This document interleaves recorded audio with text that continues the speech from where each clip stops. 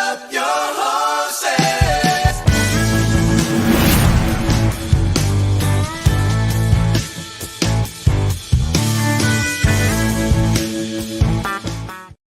Pitter patter, let's get at her. It is another episode of the Manely Broncos Podcast, and we are officially a week away from the NFL draft, and we are just itching to kind of get an idea of maybe what the Denver Broncos will be doing with their 12th overall pick, or just the NFL draft in general. So what better person to bring on to the Manely Broncos podcast than none other than 9 News Broncos reporter Mike Klis. Thank you, Mike, so much for hopping in with us. It is you feel like, you know, as you kind of enter the month of April, or once you're done with free agency, you're kind of scraping and kind of finding some news a little bit, and especially with it being April, you're all these mock drafts and everything it seems like the one that is always keeping us the most busy, if you will. Yeah. When there's a quarterback need and you're picking 12, you know, for most of the time I was covering the Broncos here in the last 20 years, it seemed like the Broncos were picking in the 20s. And then, you know, they've been in this 7-year slump, 8 years, if you want to include the 16 season when they didn't make the playoffs. And they just can't get it right. You know, they can't get the quarterback right. And, you know, the head coach, you know, they've been struggling to find the right coach. I think they got one now. Now they got to find a quarterback. And, you know, I just think it's imperative that they come away with a quarterback somewhere in the first round, not necessarily at number 12. They can get them at 18. They can get them at 32.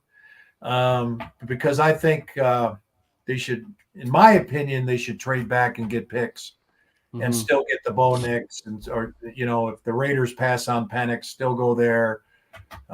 Spencer Rattler, I wouldn't give up on that name, somewhere in the second round. But they should get a quarterback. And, you know, and then I think they'll get a quarterback, a recognizable name outside the draft too. I still believe that'll happen. Whether it's Zach Wilson via trade with the Jets, Ryan Tannehill, free agent, still out there with Tennessee. I still think the Broncos are going to bring in a veteran also, as well as, you know, who they might wind up with here in the draft. To piggyback off of that, I mean, you mentioned your preference as far as what you would do in terms of trading back and accumulating capital. Do you have, you know, maybe an idea of, you know, where things possibly are trending, whether it is a trade up or a trade back situation? Because I'm guessing if you do talk to a fair amount of people, their preference, given their lack of capital, that they would like to trade back and take the quarterback. But do you have a certain feeling of maybe which way the Broncos want to go, or like a leader in the clubhouse, if you will? Yeah. My feeling is it's going to be fluid. I think for the Broncos, the big keys to this draft are Drake May and J.J. McCarthy. You know, it's pretty well said about Caleb Williams and Jaden Daniels. I know there's a little stuff out there about Jaden Daniels not going number 2 to Washington, but that's just so hard to believe. But Drake May, you know, if New England is open for business at number 3, Arizona open for business at number 4, you got the Vikings. I think the Broncos realize they can't outbid the Vikings to move up. Whatever they offer to move up, the Vikings can outbid them. They can offer more. So it depends if, like, let's say Drake May and J.J. McCarthy both fall outside the top 5. You know, I can see the Vikings going to get one of those guys, whoever they happen to like. And then I can see the Broncos possibly making a move to, you know, the 7 to 9 area to get the other quarterback. I can see that happening. I don't see the Broncos. They can't. There's no way they're moving up to 3 or 4. They just do not have the capital to do that. But if one of those guys falls a little bit, I can see him moving up a couple spots from 12. Absent that, let's say May doesn't fall. Let's say McCarthy doesn't fall. Then I think the Broncos at 12 will be on the phone trying to trade back.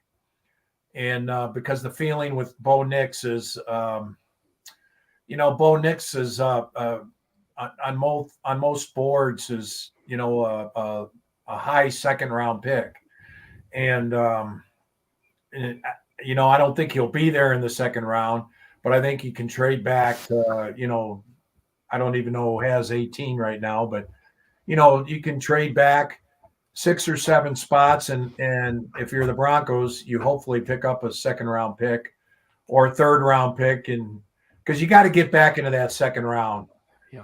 George Payton has not had second round picks the last 2 years, and he wound up picking someone in the second round both times with the last pick. Nick Bonito, he went Oklahoma. Nick Bonito and Marvin Mims, 2 real good players for the team that he got by trading up into the second round. I think the Broncos will wind up with a second round pick to get another player that they need. And so that would involve trading back from 12 to get a pick that rich. And so to me, that's got to be the play for the Broncos, given where they're at. It's a 7-year run of losing records. Let's not fool ourselves into thinking this team, is a player is even a quarterback away from making a deep run in the playoffs. It can maybe get to the playoffs, but to really seriously compete, it's going to take more than just one player. Yeah, and that's actually kind of interesting too with what both Sean and George said in the presser today about specifically when they were asked about like moving up. I think it was George that said they have to be like someone that you view as will change like the entire landscape of your organization. And then Coach Payton came back and was like, talked about compensation and exactly kind of what you had mentioned with the Vikings. He was basically saying like, you can't really ever speculate on how much it would take to be able to move up because it always depends on like other people that are in that same discussion. So definitely interesting. To that end, then, if like obviously we've talked about quarterbacks a lot, that's going to be a pretty big sticking point for the next week. But is there a position or maybe even a player that you could potentially see them going after that would be surprising? Maybe someone that's like not at obviously the quarterback position that they would potentially be into? If it's not a quarterback in the first round, and let's say they got Tannehill wrapped up or Zach Wilson trade wrapped up or somebody like that. An edge rusher, the UCLA guy, Alabama. What's that? Latu. Alabama guy. The Turner, who's supposed to be gone by 12, right? Mm-hmm. But if he's not, he would be maybe a possibility. The Verse, they had Verse in for a visit. Joe Verse, but that would be later than 12. Mm-hmm. He would be later than 12. A corner, you'd hate for him to take a corner. I was going to say, I think Broncos country might riot. Yeah, everyone likes the Alabama corner, Terrian. What's his last name? Arnold. Yeah. Oh. And so I mean, it would be one of the primo positions. Offensive tackle, I don't think they're going there. That would really be silly because they got 2. And this is a team that has to fill needs. And so, and at this point, all the speculation out there on Bowles, I mean, it's just too late into this offseason. Free agency is basically over, except for the scraps, so to speak. And, so they're not going to get rid of Bowles at this point. And, so I don't think they're going to go offensive tackle in the first round at all.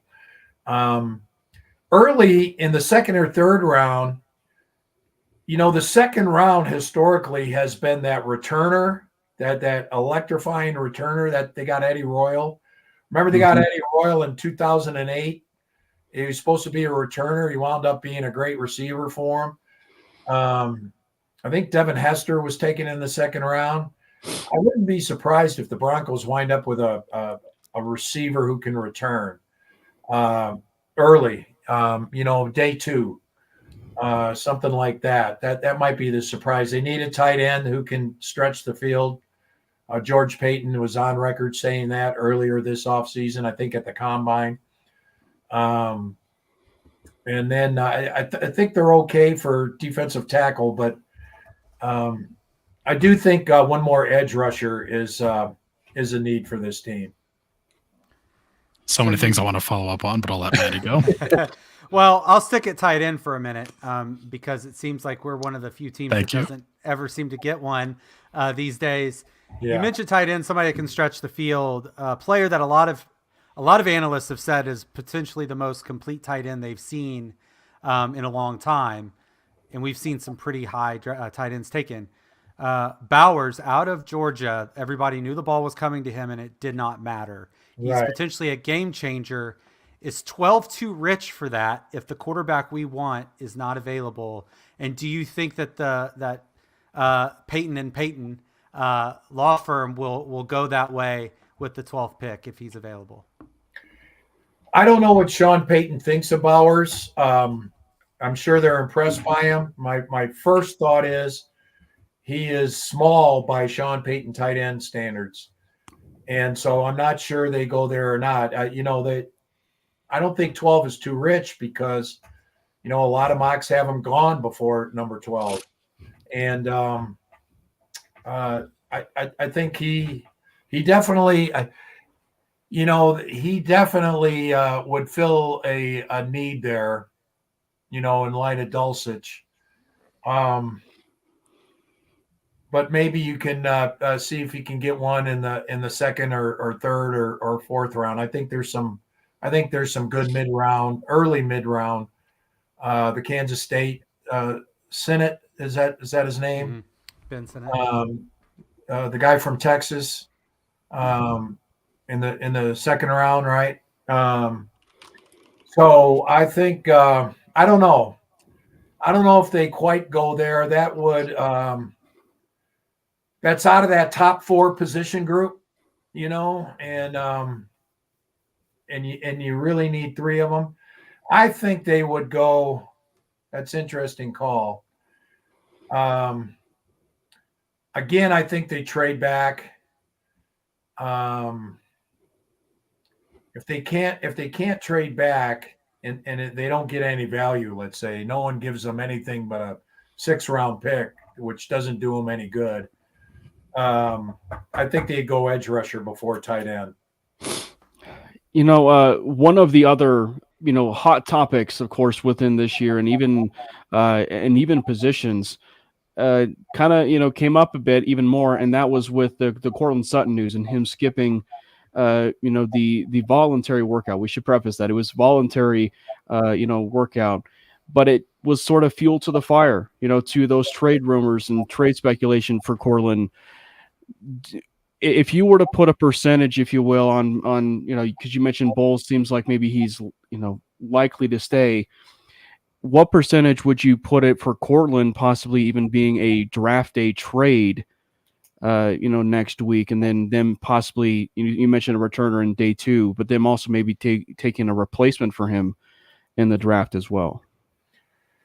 Yeah, again, I'm not sure. I don't think they're going to trade him. The percentages are.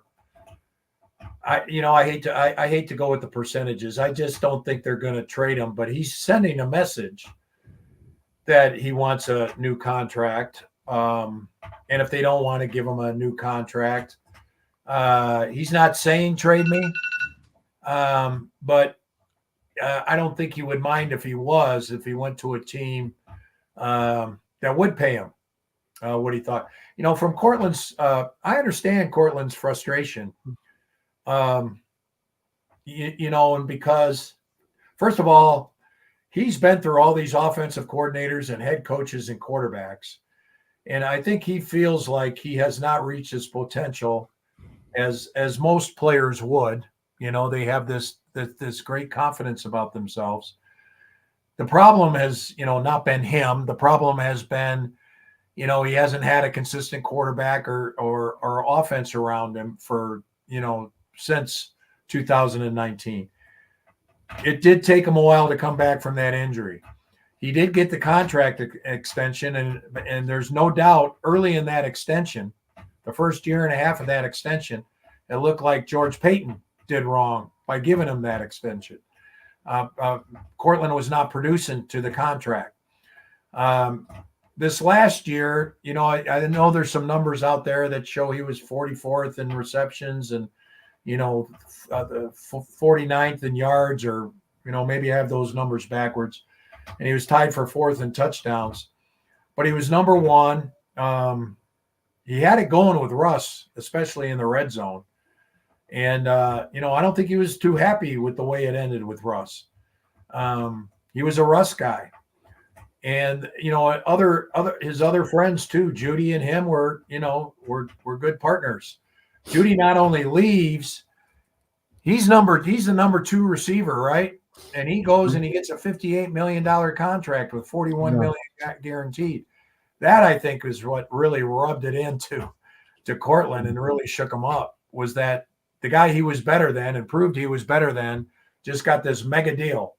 And he's sitting there with a $2 million guarantee. So he's got nothing to lose. You can make all the – and while I say that, there's also reasons why the team shouldn't budge either. You can point to all the statistics and slant them any way you want.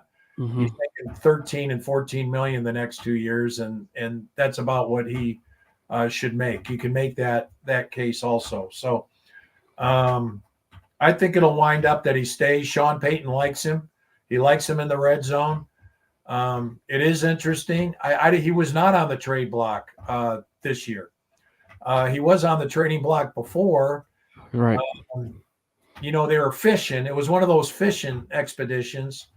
They were trying to see what they got. When they couldn't get what they wanted, they pulled back. That was in the past. This year, Sean Payton wanted Cortland Sutton back.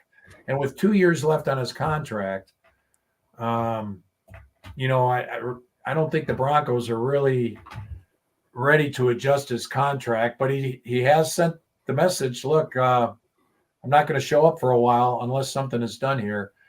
We'll really find out on the mandatory mini camp. That's the first time he can be fined. And that adds up to roughly 100,000 if he misses those 3 days. And then training camp, the fines go up quite a bit. So this might get prolonged. I don't anticipate him showing up unless there's a new deal before the mandatory minicamp. Yeah, I guess I guess what made it so interesting was the timing of it, right? And I mean they have their voluntary, right around this point, but it was just the timing of it, if you will, like a week before the draft, and just it kind of caused a bit of a stir, if you will, in the speculation. Well, the timing was just that's when you do it, is you don't show up for the voluntary workouts, and that started this week. And yes, they do start basically the off season. It's 2 weeks really. They had 2 weeks of conditioning before the draft, and so that's when you make your point. You don't make your point in March when no one's there. On top of that, with Cortland, he had that ankle surgery, and so that's not a whole lot of leverage on his part, I wouldn't think. So that's going to be a tough one to see how this gets worked out. Maybe you can give him a couple million, or you can guarantee him a few more dollars. Maybe you can guarantee him the entire salary this year. We're planning on using him anyway, and maybe that would wind up in a compromise. Yeah, Brandon. Interesting. So, keeping things on the offensive side here for a second, how do you see the, I guess, running back room shaking out, or do you see anything changing there? Obviously, you have Javonte coming off of the pretty significant knee injury. Samaje Perine only has that 1 year left. And we kind of know how much Sean Payton loves that out of the backfield receiving type like Alvin Kamara. Obviously, they brought in the other Tennessee running back, or will be, in Jalen Wright. I don't know if that's meeting has happened yet, but do you maybe see that being another position group where we could kind of see an unexpected move or change happen? I mean, I know everyone kind of like really likes Javonte. I love Javonte, but that's just such a significant knee injury at that position. Do you see that being? I think I think they need another number one. I just, you can't go in with Javonte. Yeah. Who, in fairness to him, he had that knee injury and he worked so hard in the off season, and he just got dead legs there the last 6 weeks of the season. He had zero, I shouldn't say zero, but he didn't have much explosiveness. And your number one running back has to be explosive. Now, whether Javonte, after taking a couple months off and rest finally with his legs, now that he's got it built back up, whether he comes back with some explosiveness, I don't know. My guess is they're taking a look at him during these workouts to see how he looks. And, they didn't get one in free agency. They didn't trade for one. There's not, they're probably not going to get a running back before the third round. It's going to be interesting to see how they do it. They've got to improve that position. Mm-hmm. And, but whether Jaleel gets more carries, he's got explosiveness. They are going to pick up a back. I just don't know where and don't know how soon he can contribute. My guess is they'll go to training camp with Javonte, with P. Ryan, with McLaughlin, and with someone that they draft. And I'm not sure how it's going to shake out. I agree. I think you need, unfortunately, another bell cow.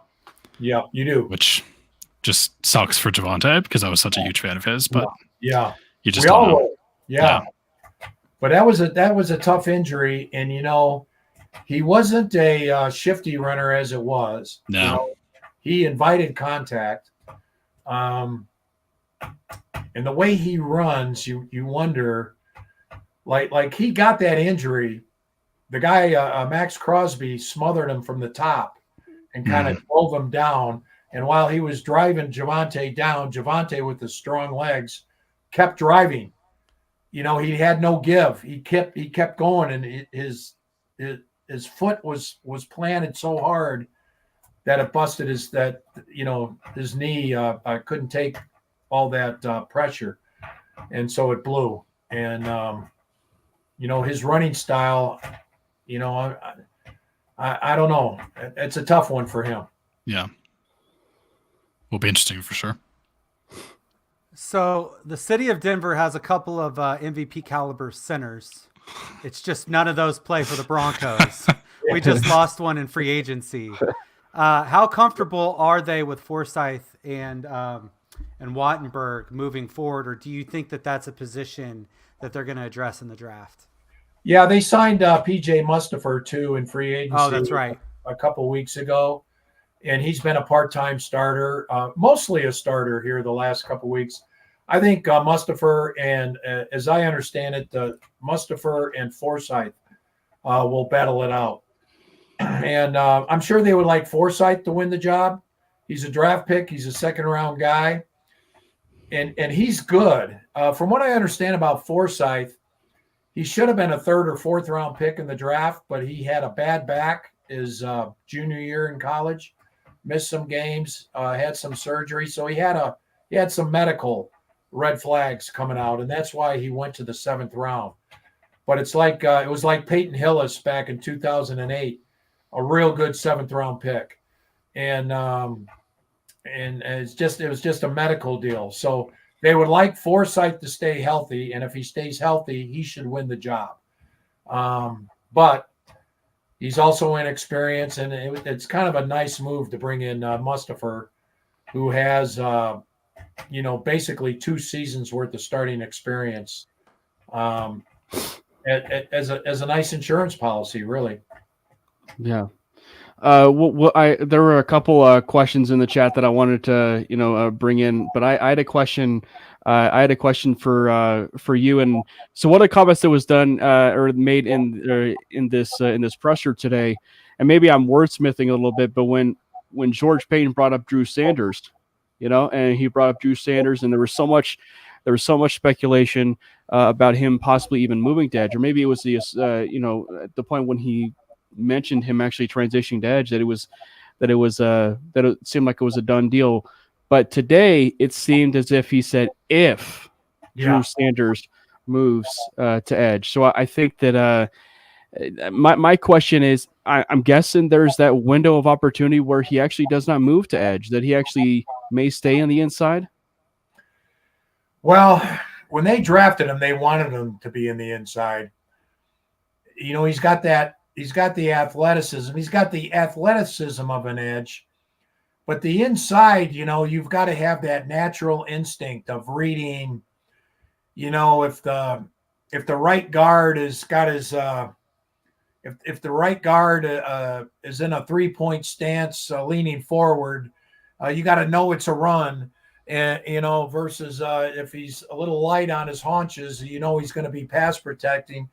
It's reading, it's reacting, it's instinctive. Josie Jewell is not very fast. Is actually, he came out slow of foot from Iowa. I think he was a 4.8 guy.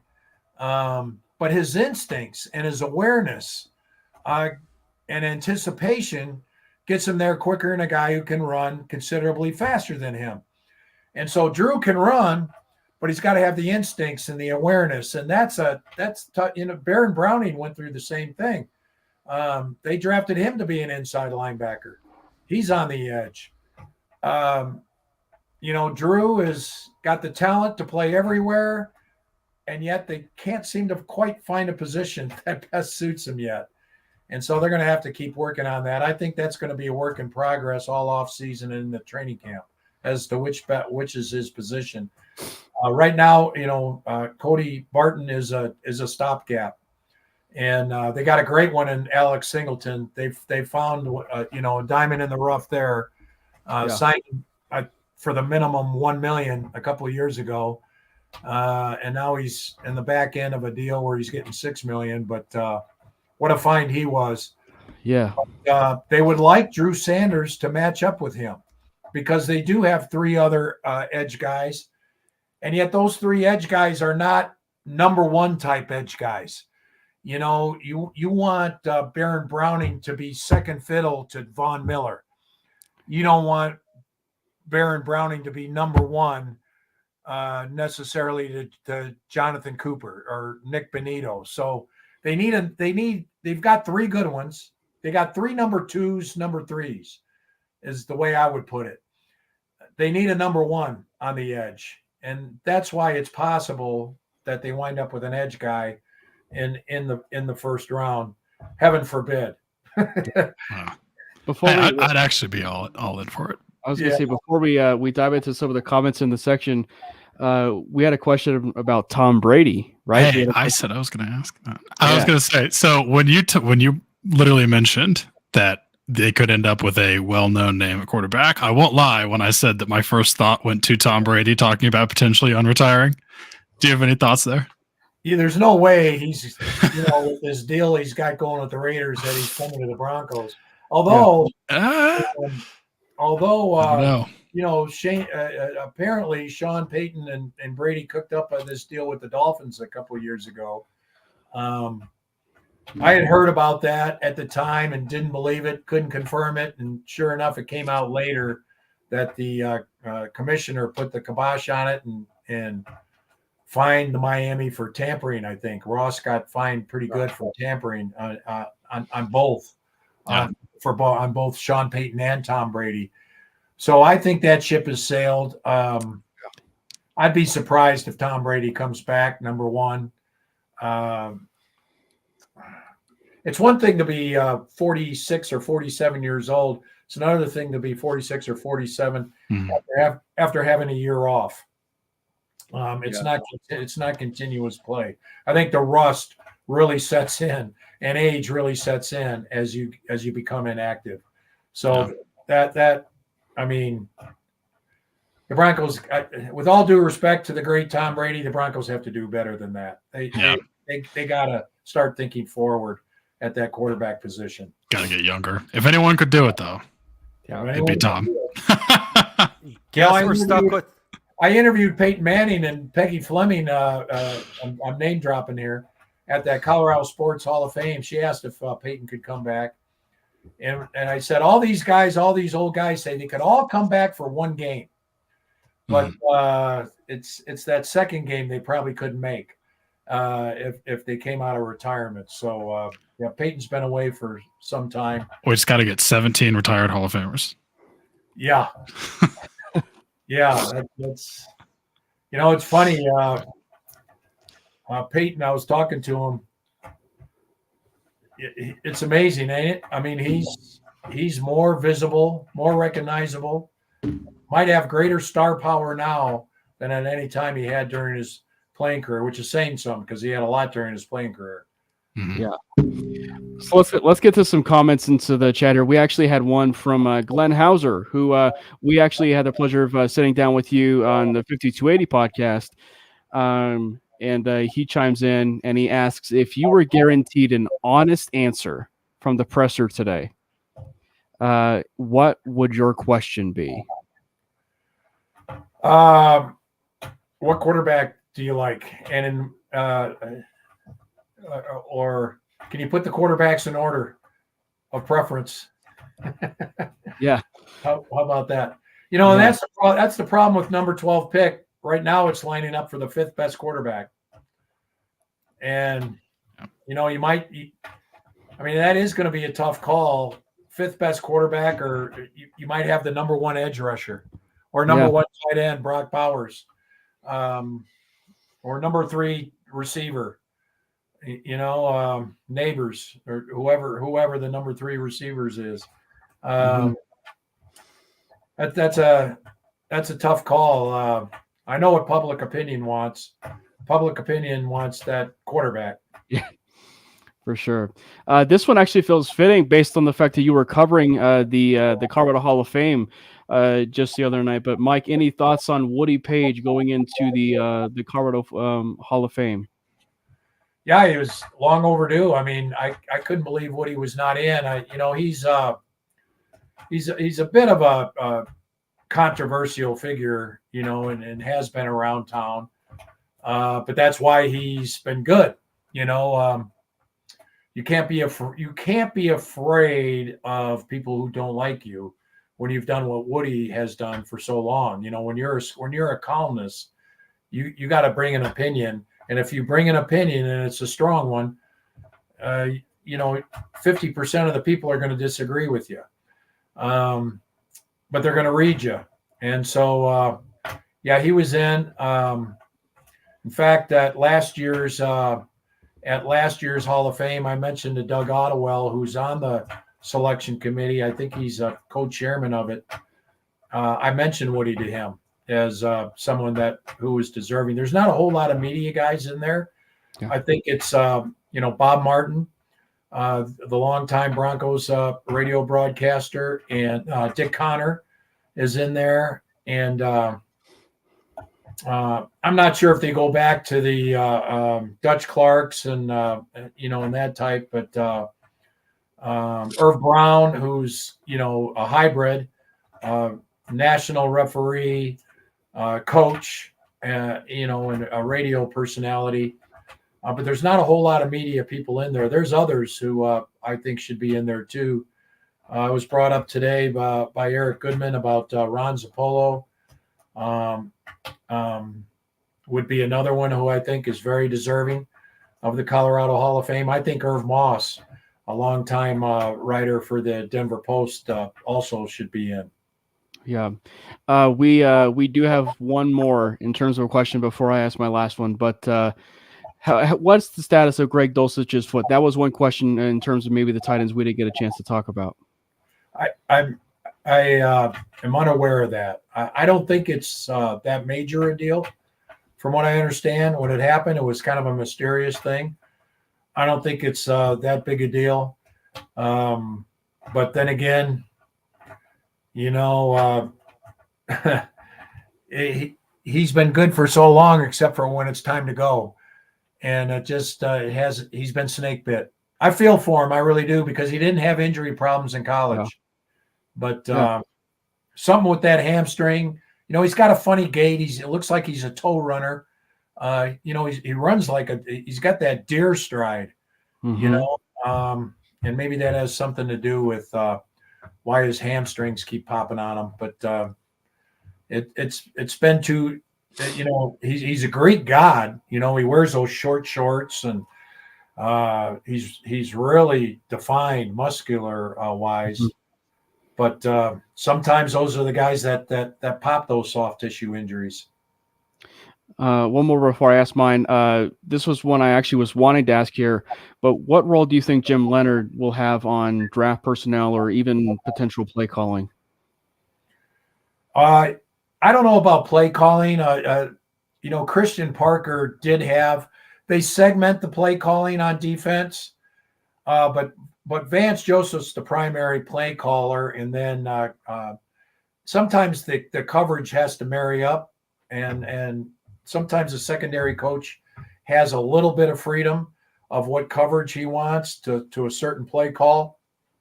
And I think Jim Leonhard will have that. But otherwise, Jim Leonhard will be no different than any other defensive backs coach. He'll provide input on the corners or safeties, but that's about it. And his recommendations, will go to either directly to Sean or Vance Joseph, or directly to George Payton. But he's just the way I understand the way it works in that room, guys, is everyone kind of just feeds information to Sean, and Sean's going to make the decision. Yeah. Last question for all of us is I want to know where the origin of Bronco Land started. Obviously, it's been the huge. Yeah, it's been the huge craze, obviously, with Broncos Twitter, and obviously, well, it's Broncos country, and versus a Bronco Land, and so where did that originate from? Your Bronco Land? It started with, I thought it sounded better than Broncos country. No, yeah. I just kind of like Bronco Land. The Broncos country, the whole country thing kind of sounded collegey to me. Yeah. The nation, country. I'm from Chicago. Maybe I'm not as, and I moved here in '84, so I'm aware of the Broncos country. I'm aware of Broncos mania, but maybe I wasn't as tied into it. And I like Bronco Land way better.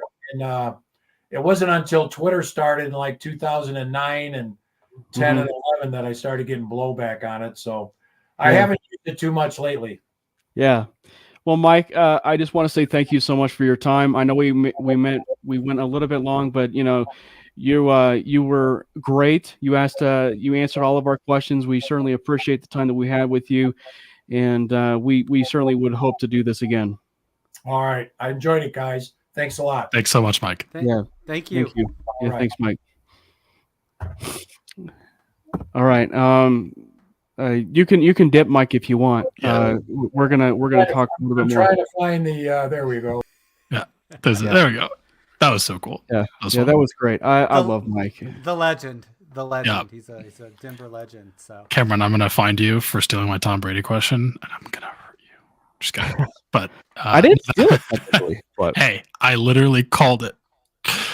Anyway, but again, go ahead. Say thank you again to Mike. It was an absolute pleasure getting the chance to sit down with you.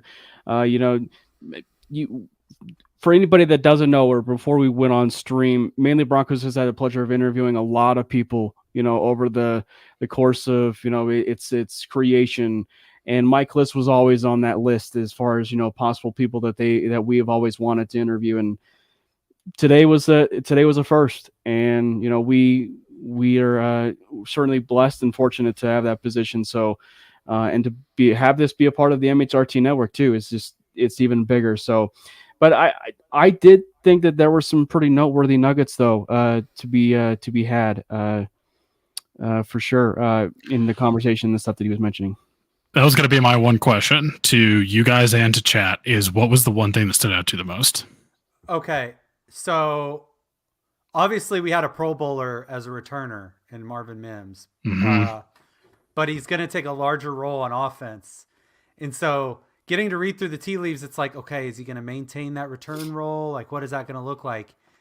And Klis bomb was dropped saying, hey, look for day 2 to get a wide receiver that's also a returner who could potentially double dip there. That was big for me because I wasn't even playing that really into my calculus, especially that early. That starts to direct your attention to certain guys there in potentially the second or third round at the wide receiver position for who we might target. So that was a pretty slick answer that might get glossed over, but I don't think it should be. That just screams to me like we don't want to use Marvin Mims in that role because we're going to give him as many snaps as possible at receiver. Yeah. Well, it was asked today in the presser, are they going to view things differently? Are they going to view things differently given the whole, kickoff rule? And it may be possible. Sean Payton literally said that was a great question. Yeah. To the reporter that asked that. And that was actually Benjamin Albright. So, I mean, congrats on a good question. I mean, like, hey, I've been thinking about that. Like, I think that if you were, oh man, the more I kind of think about it is like, if you could think about a scenario where the Broncos do take a corner, I think it's one of the reasons why I think Cooper DeJean is high on my list on that because DeJean offers you, of all the corners that's in that first round, like legitimate first round corners, DeJean is the one that offers you that, right? That flexibility to be a special teamer, to be that possible like dual threat, triple threat guy, if you will, that they could possibly use. DeJean might be the only corner we would take in round 1 that I wouldn't immediately lose my mind about. Yeah. But I thought that we didn't necessarily learn anything overall with the presser today, but I thought that it was interesting to see how very open-minded he was looking at the whole draft process, given the whole quarterback situation. And I did think it was a bit interesting that even despite all the stuff with Courtland Sutton, the timing of it, him missing the voluntary workouts and stuff like that, they're still really high. They're still really high on Courtland Sutton and possibly him in a Broncos uniform. So I think it's the two guys we were all speculating all along with Garrett Bowles, and Courtland Sutton, and it seems like maybe they are going to be staying on the roster. Garrett Bowles was the other one. So actually those were two questions that he answered before I even had a chance to ask them. Yeah. But I wanted to ask him if, just given how good of a wide receiver draft class it is and how insane of a tackle class it is, and that there's been speculation around both of those players like no longer being on the roster, if we would maybe view this as like a way to replace them or potentially have them on the trade block. And it's really interesting to me that from what it sounded like, that they're both going to stay Broncos, especially given that they don't seem to want to. In terms of obviously Courtland Sutton, I think he just wants a new deal. Garrett Bowles to me just didn't feel like he's wanted to stay a Bronco, if I'm being honest, just with the losing tendencies and him not getting any younger and wanting to have a chance to win. So it's definitely pretty interesting. Matty? So many ways to go with this thing. And some of the nuggets there. Obviously, I'm not thrilled about Tannehill, and I'm not thrilled about Zach Wilson. So Tom Brady. So just kidding. But he mentioned that like those guys are very real possibilities, regardless of if we take a quarterback in the first round. A question that I would have liked to ask, like if I could, true serum Sean Payton, would be you remember his legendary draft class where he took like Ramchick and he had Lattimore and Kamara and Hendrickson, 2017, all in that same class. Would you rather have that or your pick of any quarterback? in this draft as a class, right? Because really that gives you an answer. They say the quarterback's the most important position, but like there are 4+ Pro Bowlers taken in that draft class. So yeah, shout out to Glenn. Like, that was a fantastic question. You really like it's tough, but that also gives us some understanding of like, okay, maybe a move up isn't as important for us because there's so damn much meat on day 2. There is a lot of meat to be had on day 2 that really could fill out your roster. Mm-hmm. And I definitely think. Go ahead. It seemed like Klis was more apt to the trade back. Like he felt like that's not only what he wanted to do, but honestly, that felt like that's what he thinks we're going to do. He didn't quite say it that way. I'm gleaning it. Yeah. But with that, I mean, a lot of people would be very happy with that. It's like quarterback or bust. No, a lot of people don't just want any quarterback at 12. And you did mention you're probably getting your 5th choice at 12. If you told me we're trading down, getting some day 2 picks and taking Jared Verse, sign me up. I'm in. I'm all the way in on that. But no, I do. And I mentioned that because I wanted to bring in how much he seemed to basically believe that we're going to do whatever we can to find a way to get a round 2 pick. Especially considering I forgot that we didn't have one last year either. That's insane. Yeah. You have to have a round 2 pick. There's so many good players. And like, obviously we found a way to get them, but that's kind of what I mean is like that we didn't have one and then we're able to still find a way to get into that round. Like, I think that's a foregone conclusion at this point that we're going to find a way to do it. What's interesting to me is like, how do we do it? Do we trade down? Do we trade up from some of the later picks that we have multiples of? But I do definitely think that, and I've thought this for a while, that trading down is the most likely event. It's just that the damn presser, when there was that just like nugget of aggressive hope of George Payton basically saying like, well, if you feel like they're going to change the landscape of your franchise, you do whatever it takes to get him. So you know what? You never know. Who knows what's going to happen? I think it's still most likely that we try to trade down. Russell Wilson changed the landscape of our franchise. He took in a bad one and burned it to the ground. So change isn't always great. Real pain. It's not always great. So I think that as far as his trade back scenario, I think, but he also kind of prefaced it in the sense of like in terms of trading up and keeping both options on the table. So I wonder if like they really want to trade up. Like I actually think that they want to trade up in the sense, and so I think that for the Broncos, like it really will probably hinge on Drake May and JJ McCarthy. It was interesting to me that he talked about if either of them somehow gets outside the top 5, that something could happen there. And it was also interesting to me that he didn't bring up the Giants, because to me, they're sitting there at 6, and he's like, well, if they get up to 7 or 7 to 9, to me, the Giants are another kind of dark horse team to look at here as competition for going up for one of these quarterbacks. It's kind of interesting he didn't mention them. Yeah, but I think it's interesting because it, to a certain degree, it reminds me of in 2018. If I'm not mistaken, the Broncos actually had a trade in place to trade back in 2018. The year they took Bradley Chubb. And, we did with Buffalo. I think it was Buffalo. Yeah, it was. Yeah. So, and it was an agreed in principle that if Bradley Chubb was not there, they would trade back, right? Mm-hmm. And I wonder if, to a degree, we have. Funny enough, Buffalo would almost be involved, but if the Chargers run the ball 650 times and decide to take a tackle at 6 and some wide receivers fall, wouldn't be surprised. Yeah, but I mean, I think that if you look at it from the Broncos possibly having that window with JJ McCarthy, because I think Drake May he's dead set on being a Patriot. He's dead set on either being a Patriot or a Viking. That's kind of like what I'm dead set on. So I'm really kind of looking at JJ McCarthy at this point.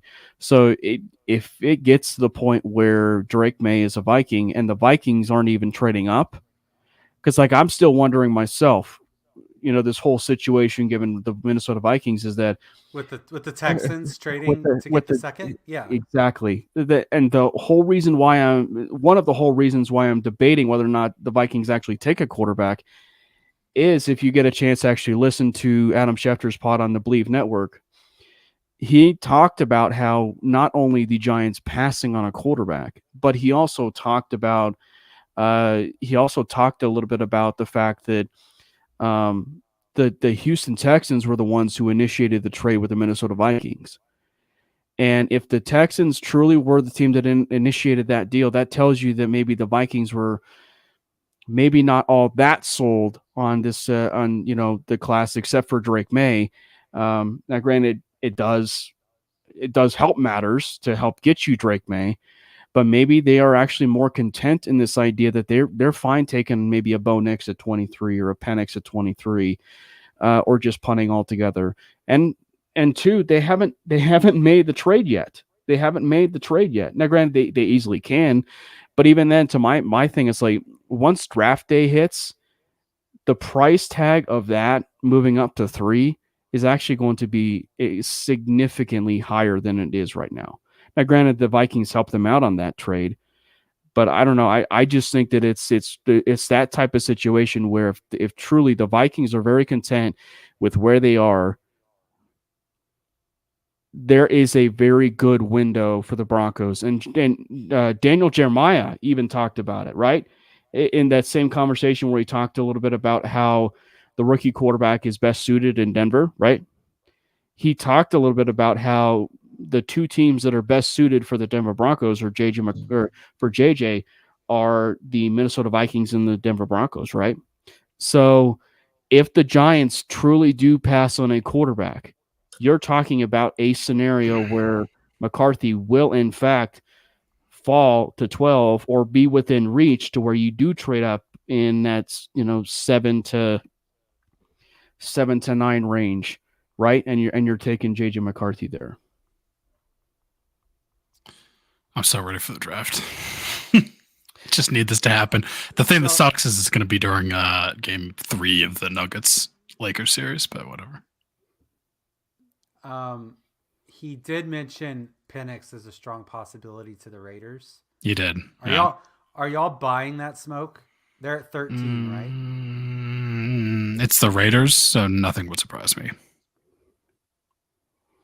Yeah, I wouldn't take him that high, but I would not either. I wouldn't be surprised if they did. It's just, I think what really kind of, I think the thing that really kind of does it for me, if the Broncos take a quarterback at 12 or even Raiders even at 13, if they take the Nixes and the Penixes, in the world, I think it's pretty dang confident they didn't settle, right? They didn't settle for the 5th quarterback, the 6th quarterback, right? They truly didn't settle, because if you're taking a quarterback at 13 and you're taking a quarterback at 12, you actually love that player. Like, you actually love that prospect. You love what he could become as a quarterback in that league. And I think that if that's certainly an option, I understand the, I thought that, I think that is if you look at it from the vantage point of, like, just in general, I just think that, the Broncos have to be very weary about what's going on.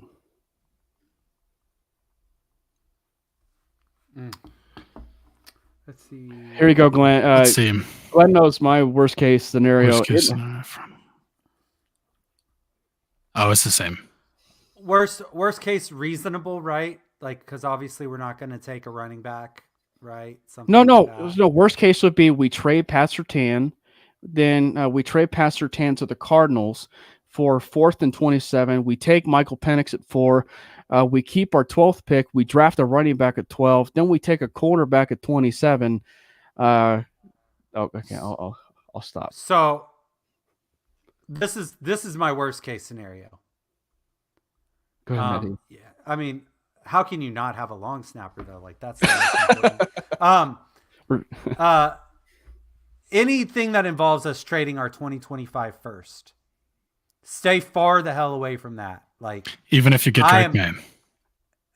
Yes. Even just, for like just wanted to ask. Drake May is below Bo Nix on my list. So yes. Sorry. Hate me. Go ahead. Hate. Just like, in terms of overall ranking? Yeah, I've got Nix ahead of him.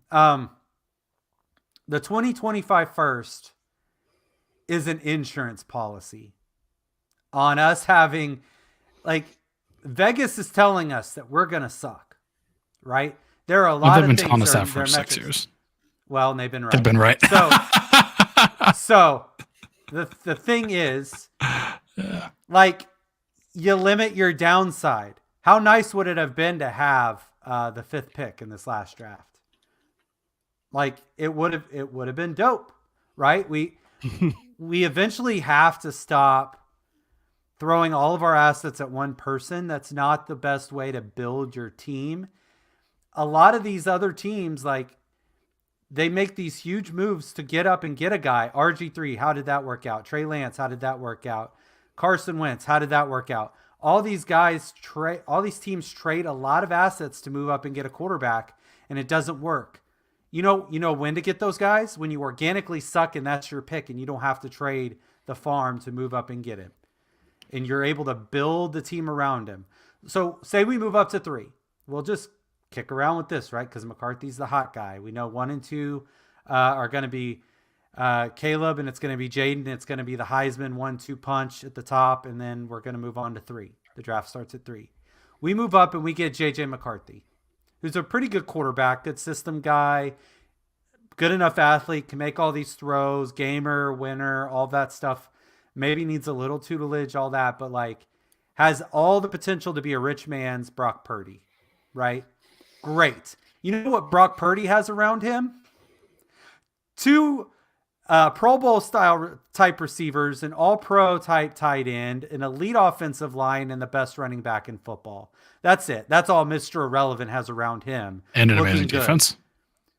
And he doesn't have to score 40 points a game. Like, yeah, we can have a rich man's Brock Purdy. And he's what not are we in the surrounding AFC West. him with? What the heck are we surrounding him with? Yeah, and by the way, Brock Purdy couldn't beat Patrick Mahomes either, even with all that. So Patrick Mahomes is our standard here. So, like, we got to look at this thing holistically. We can't be short-sighted. If the guy falls to us and we give a little bit to move up to 7, great. I am not interested in trading our 2025 first-round pick to move up into the top 4 and get the 3rd or 4th person that we would have liked to take to prom. Like, that's just not – I'm not interested in that. Well, and I think that that's why when I was talking about the scenario and Klis, when he brought up the trade back scenario, I feel like maybe in the ideal world, they truly do want to trade up, right? They probably do want to trade up for the guys like the Drake Mays and the JJ McCarthys. And that's why I brought up about the, possibly like a trade in place. Maybe the Broncos actually currently have, a trade in place to where they can't, they can't get JJ McCarthy, right? They can't get JJ McCarthy. So because of that, and I think that this is the other thing, like in terms of what they talked about today, they talked about how the fact that they didn't necessarily hate all 7 to 8 quarterbacks, right? They like all 7 to 8 quarterbacks, right? So, I mean, that could necessarily be inviting on a trade back scenario. Well, if that was true. Right. But, I mean, again, like if you could trade back, again, I think if you look at it from the standpoint of just, again, for what the Broncos could do, it's just that ideal situation. You fall in love with a quarterback and and then you trade back, you take Bo Nix, or you take Penix, right? But then you build your roster out, right? You build your roster out, and it's a very complicated way that of getting your quarterback, because you really sometimes don't trade back for a quarterback. But in this particular class, you actually might be able to make it happen and make it work, where you can actually trade back, take your quarterback, and then build around him. Using that in everything, because like it's far more flexible for you to be acquiring capital, that way than it is trading it up. What if you, so just to kind of echo what something Mike said, what if you trade back and you can get, let's say Penix is, let's say he's your fourth best quarterback or whatever. Maybe you have Bo Nix ahead of him. Maybe he's your fifth. You can get him, or you can get your potential edge one still in someone like Jared Verse. If you could trade back and get a blue chip, what you consider to be a blue chip premium player at a premium position, or the fifth best quarterback on your board, are you still taking the quarterback after getting the additional assets or not? Who's the best player on your board available? Let's say he's your edge one. I'm not even going to say a name. Let's just say he's your edge one on your board. Then we do not, I know if you don't have a quarterback, you got to swing. But like if that quarterback is not, you don't rate him better than another place you have need, I think you're doing your board injustice by not just going best player available. Like you build your board saying if all these players were available and we had a need, right? Who do you take? If Verse is above Penix, you got to take Verse. Right. Because to me, that's other than quarterback, other than cornerback in the first round, that's probably my worst case scenario. Is you can trade down, you have either your edge one or your tackle 3 in an amazing tackle class. Even your tackle 3 is a great tackle. Mm-hmm. Just someone at a premium position, even tackle 5, someone at a premium position who you consider to be a premium player, premium prospect, and you take Bo Nix. I would rather take Jared Verse, and then we probably got a second round pick. I'd just take Spencer Rattler later. The thing is like it's the exact same conversation you would be having. It's the exact same conversation you're having at 12. It is. It's just I'm just saying that would be no. I'm agreeing with all of you guys. Like I'm just saying like it's the exact same conversation you're having at 12, which is like if you look at it from you taking Bo Nix at 12, right? You taking Bo Nix at 12, or you taking like again like it's the conversation, and it's a very rare scenario that it can happen, but it's a rare scenario. But like Roma Dunze and Brock Bowers, they're at 12, and you also have the choice of Bo Nix, right? Like that is I am 1,000% having a very hard conversation between Roma Dunze and Brock Bowers. I probably will lean Roma Dunze, but the thing is like that's the conversation. You're talking about other positions that are way better than Nix, and then in fact, if you actually trade back, this is something we talked about in our trade back scenarios and stuff. Like you actually will find yourself in a much more ideal situation where you will have the pick of the litter of players and positions that you will actually find appealing to you. And if the Cortland Sutton stuff is legitimate, A.D. Mitchell, maybe a Brian Thomas, if you can luck into a situation like that, maybe a Keon Coleman as an early second round pick. But like the options are just very, very, more appealing for you. Even an offensive tackle, like the options are far more appealing to you still at that point than the quarterback, right? And so, and frankly, in my estimation, look, you can call it a hot take for you want. I don't think Spencer Rattler will be there in the third round. I really don't. I think Spencer Rattler will be in there in the second round. Because the thing that, and this is not a quarterback discussion right now, the point is when there is a run on specific players,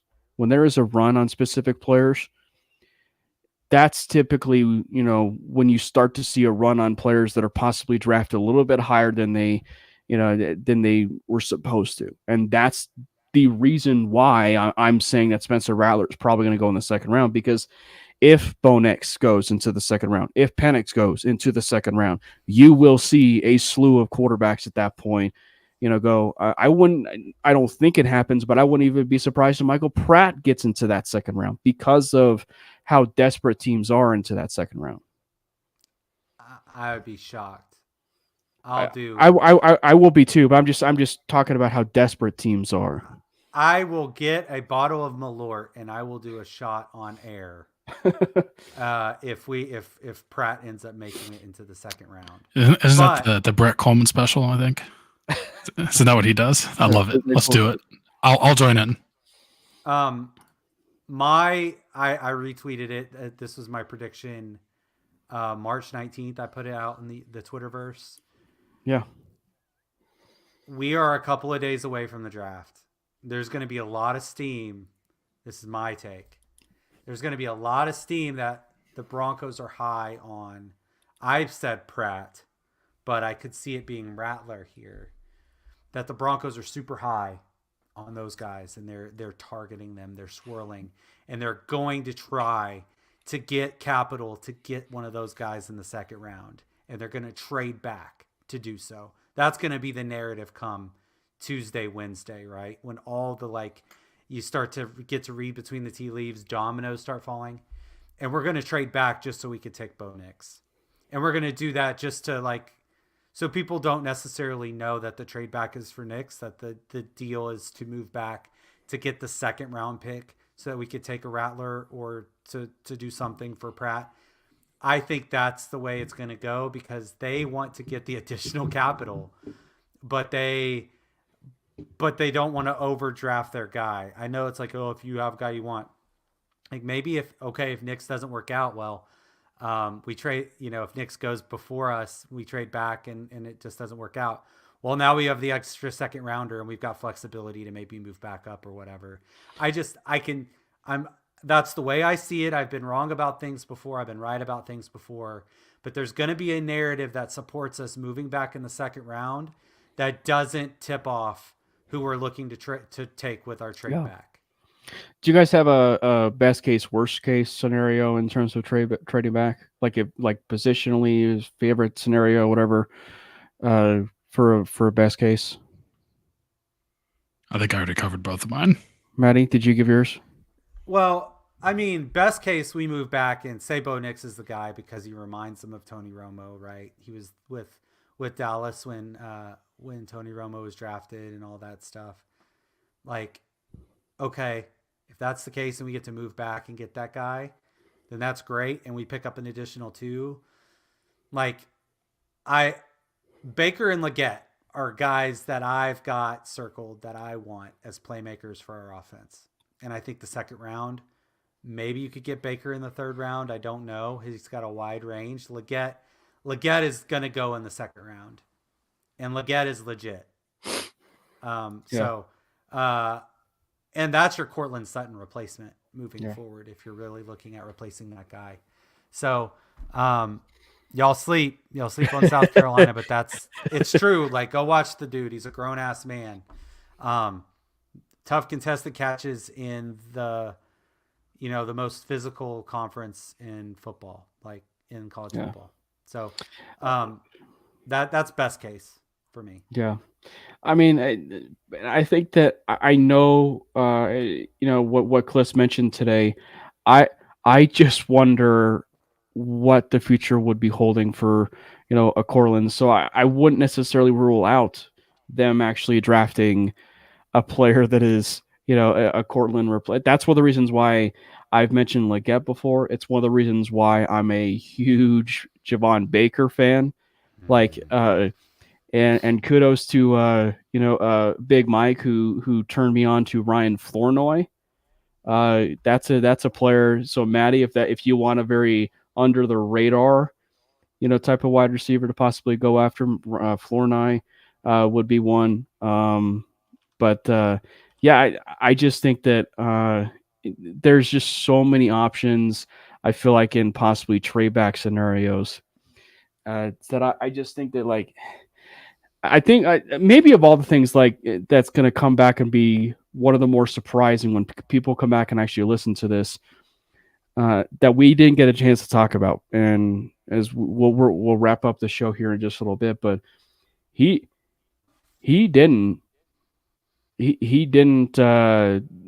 mention the idea that, or that tackle was actually rather low on the board. Mm-hmm. That tackle was actually low on the board in the sense for even pick 12. Or possibly even a little bit later, for offensive tackles. So I'll bring it back again. You can get tackle in round 4. That could be a starter in this class. It's insane. I just think that if you look at it from the standpoint of like to bring up the statistic, they've never drafted a tackle since Garrett Bowles. They've never drafted a tackle since Garrett Bowles. Like that is just it's mind-boggling. I still think they take one. I agree with you. If they're going to take one possibly in the 4th round, if you're going to be taking some stuff like a developmental tackle, that would be probably the right way to go. And again, if you are going to maybe keep Bowles or extend him for maybe like a couple of years, that's certainly a possibility. But I think that it's worth mentioning and bringing back something that I think Klis has mentioned in his articles. They like Alex Pavcheski, right? They really like Pavcheski. So if you're going to go on this whole developmental tackle thing, Pavcheski is really a guy, that maybe you want to file away as far as, a training camp, see, I'm getting a thumbs up there. It agrees with me. But see it happen again. I just think that doing something that is developmental is not necessarily the wrong way to go. I don't think you can have too many developmental tackles. Just same reason you can't have too many developmental corners. It's just a position that the more you have, the richer you are. Yeah. So as we are closing this out, I'll go a little bit of a step further here. I'll go a step further. Let's call our shot on what the Broncos will do in the 1st round, but also let's go a little bit of a step further and say who was a player in the draft, not 1st round, but beyond, that they will take in the NFL draft. So I'm saying call your shot for the 1st round, but call your shot for a player that will be drafted by the Broncos in the NFL draft as a whole. Ooh.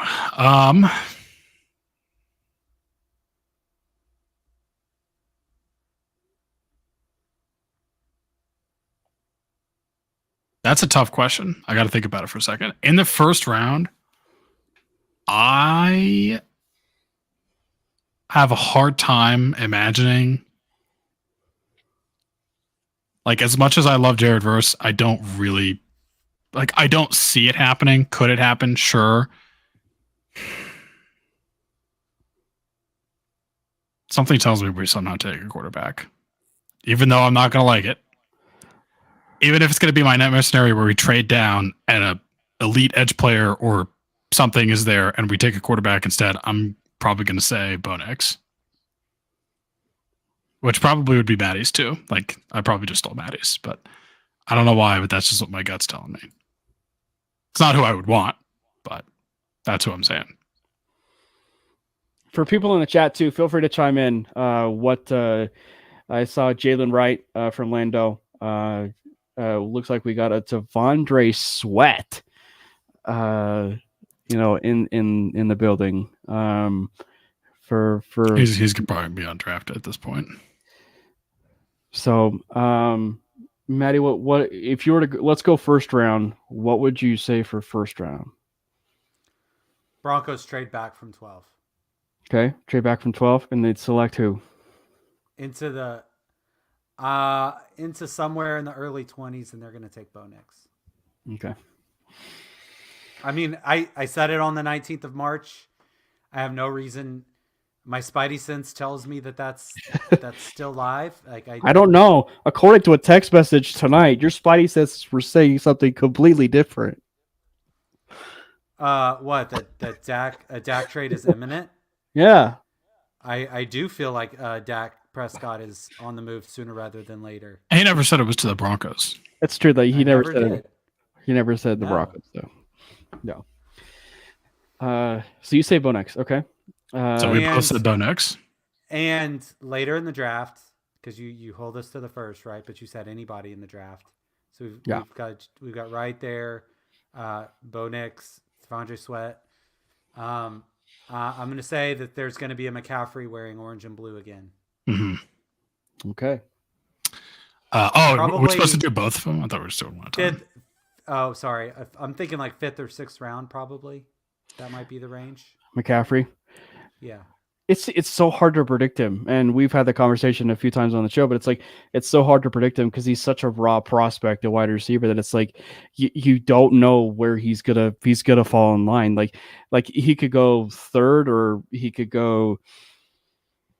He's faster than his brother, though.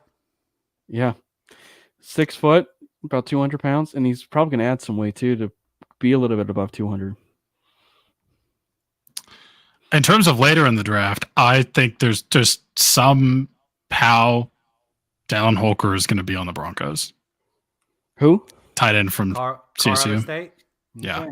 I just think the local guy is going to come. There's going to be another local kid coming in, and Holker's just kind of fits the bill of like a tight end that we could draft a bit later that could potentially push the tight ends in that room, but might not be like a guy that we're going to have to probably take super high, like Bowers. But I just think he just screams the local kid that is going to end up a Bronco. That happens every year. I wouldn't even be surprised if it's not just one player, like one local player that they take, because I think that's the thing that makes it so fun with Sean Payton. Like, yeah, he drafted a lot of people, or he spent a lot of time like in-house, like, or in-state with guys like, LSU, but like, he really appreciated the in-state talent. Like, to a certain degree, it's almost like in-state recruiting, right? Like, it's like the in-state recruiting, right? That talent was better. That's another reason. Oh, okay. I agree, Matty, but like, I just think but if you look at it, I wouldn't be opposed. Like, I mean, for Luke McCaffrey, Holker. I was talking to a buddy this week, and he said it, but if you watch the Colorado State game with Dallin Holker, he literally looked like Gronk in that game. Like, he was unstoppable. Torrey Holton was another one. So if you want to file away a wide receiver for the class next year, Torrey Holton is another one in a long line of underrated wide receiver Colorado State. I mean, so for me, I will be. I went with a bit of a stupid, ridiculous situation on Tuesday because I just have no idea what they'll do. So I will say that they trade up. I will say they trade up. I'll just say 7. They trade up to 7. They take JJ McCarthy.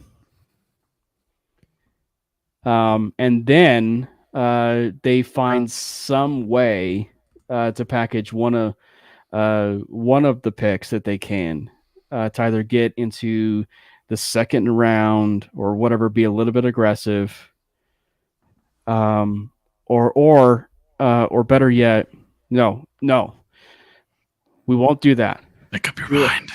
We will actually draft a wide receiver in like the 4th or 5th round. From the University of Michigan, with the name of Cornelius Johnson. Oh, my sleeper. Get the chance to pair the quarterback wide receiver combo. So I will say that. I will say that Cornelius Johnson and JJ McCarthy will be reunited. Okay. I mean, I wouldn't hate it. I would not hate it at all. It would be the biggest loss though for Harbaugh. He pumps up JJ McCarthy. He gets to play him in division, and literally gets to play him in division. Yeah. That'd actually be pretty fun. But honestly, I would think I would like that situation better than us ending up with Bo Nix. I'm still sticking with it. I'm still saying that's who it is, but I would prefer that we end up somehow with JJ and Johnson. Yeah, triple J's. Yeah, I just think that if it's legitimate, that he's going to be within reach for the Broncos. And there's possibly some smoke there with the Minnesota Vikings. Sean Payton's going to get his guy. Like, that's been said numerous times, even by Jeff Duncan, the Saints reporter. He is going to get his guy. It's going to be it's going to be a fun one for sure. All right. It's worth also teasing our next show, which will end up being on Wednesday. And this is actually end up being a bit of a tradition over here at the Manely Broncos the last couple of years. We are going to be doing a first round mock draft, picks 1 to 32, where one of us will be controlling the fate of the Denver Broncos, at pick 12 or wherever they select. So I would not be surprised. I would not be surprised if there are some possible trades. That is the other thing that we should probably throw out here with that mock draft, is that there are possibly trades that are going to be taking place. Also, but when we air next, we will know the Broncos uniforms. That's right. I'm terrified and excited at the same time. Did you guys get a chance to see the Lions? Oh, super vanilla. That's accurate. So you guys the Lions. Hold on, the Lions dark alternates. Amazing. I love them. Matty, there's one thing I hate. There's just one thing I hate. Is having an experience. 7. Oh God, what do you hate about it? That actually is perfect. I don't like the helmet. If I can really? I don't like the helmet. I wish it was black. Yo. Don't make the joke. These ain't the Cowardly Lions. It's true. Well, did you hear the story about when Campbell went to them and he's like, I want the black jerseys, and they're like, win the division first. He's like, bet. Okay. Wins the division and they gets his black jerseys back. It's lit. I think that's how the kids say it. Like, I would be super stoked if I was a Lions fan for multiple reasons. It's perfect for what they are in this era of Lions football. Dude, well, I was going to say, if we're 70% as good as those are, I'll be happy. As long as we're negative 100% of whatever the helmets the Texans were leaked. Well, so I will say, pulling up Mario, who has some tweets today about what he had heard about the helmets. It's worth kind of circling back on what it was that he said. Let's pull it up here. So Matt navy, white, and are they the orange throwbacks? No, the royal blue throwbacks. The throwbacks. And the white is the horse head, not the horse. Yeah. Yeah. And apparently the stripe, stripe down the middle is different and better, according to him. And and also navy will be the primary color. Mm-hmm. But matte navy, that could be sexy. That could look really good. I'm really excited about it. I'm definitely curious to see what to get, because I for the Lions, they did not mess this up, because even then, for people that look at it and be like, what do they change? It looks the same. It's like, you look at the Jets. No, people have said that about the Lions. I'm kidding, but also who said that about the Lions? What? Well, because if you look at their original uniforms, it does look the same. But if you actually look at it, they had the Lions name on their sleeve, and they basically shortened the sleeve down, the sleeve stripe down. Mm-hmm. So it's very much more like a rebranded throwback uniform. And so it's perfect. Even with the black uniform, it was just such a perfect rebrand that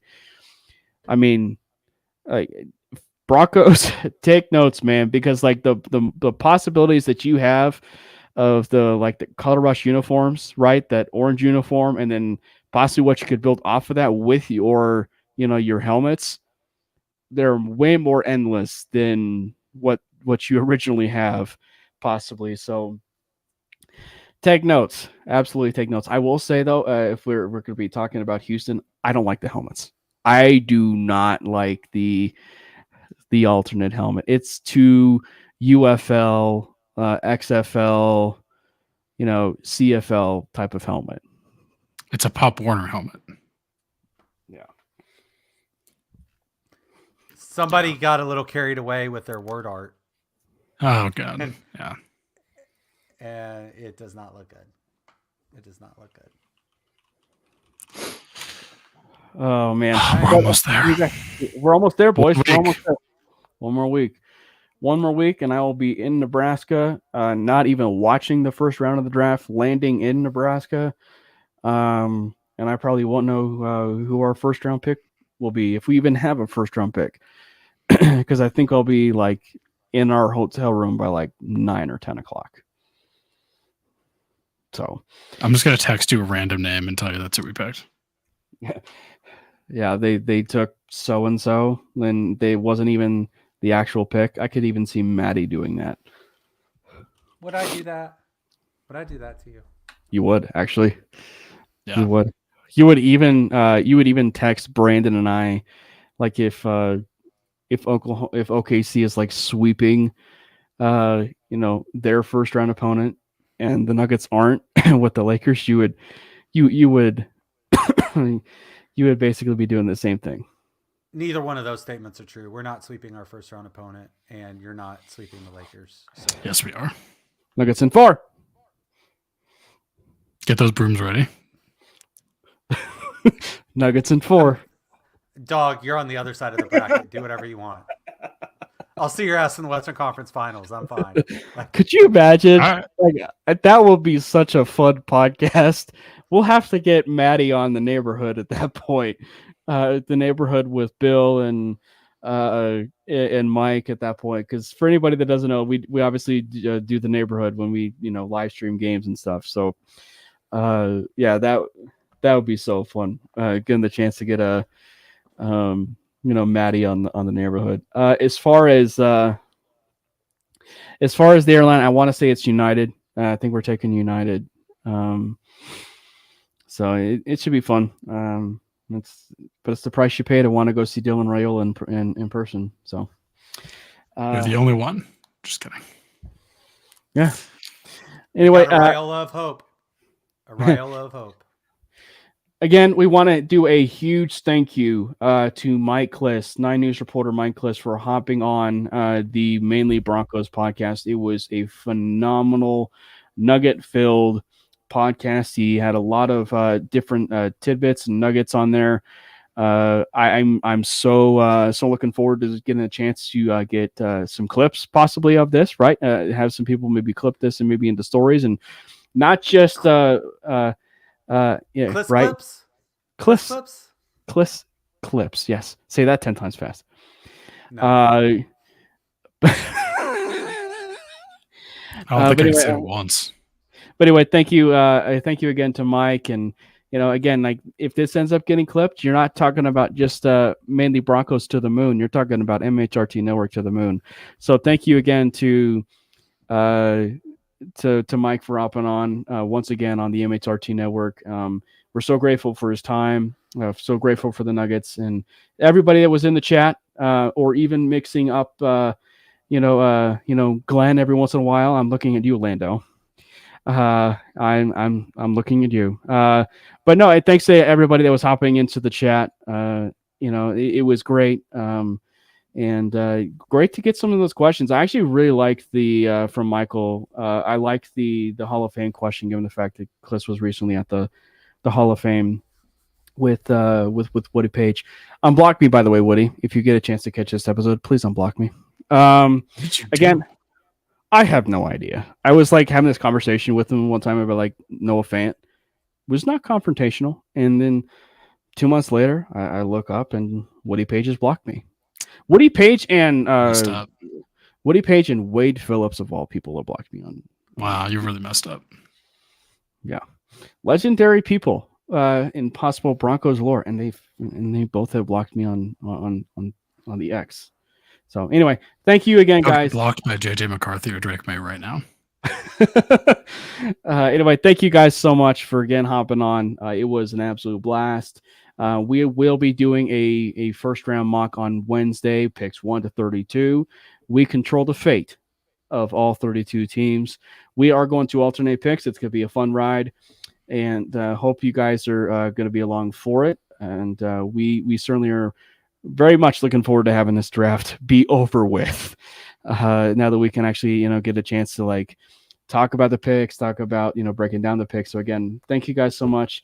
Make sure you follow Brandon. Make sure you follow Matty over there on the socials at Matty Mulls Pod. If you really want obnoxious Thunder takes, please follow Matty Mulls Pod. And of course, if you want to maybe dive a little bit into the evil side and listen to the Topic Thunder podcast over there about the Oklahoma City Thunder, make sure you go tune into to his, because again, he does great work over there. He and the rest of the crew over there with Topic Thunder, they do such a great job. Brandon over there, he sucks at golf. Thank you. He slices. I think it's like every sixth drive. I think it is like, it takes a 60 better than 2 years ago. It takes almost a 70-year-old man to fix his golf swing in like 2 minutes. And that's supposed to be a insult. I mean, I take coaching well. Okay. Maybe that's the takeaway. No. The point is that my dad is actually the greatest coach in America. That's the point. That is simply the point. Anyway, thank you guys so much for hopping in with us. It's a blast. I love doing this with Matty. I love doing this with Brandon. See you next time on Wednesday for the first round mock draft. Fast lane when I pass in the street, bag of money in the passenger seat. Simcoe's been asking for me on the road from the west to the east. Way up, I might never come down, cause the coast racking up the flame out. So high, I might never come down, so what, this is my lifestyle.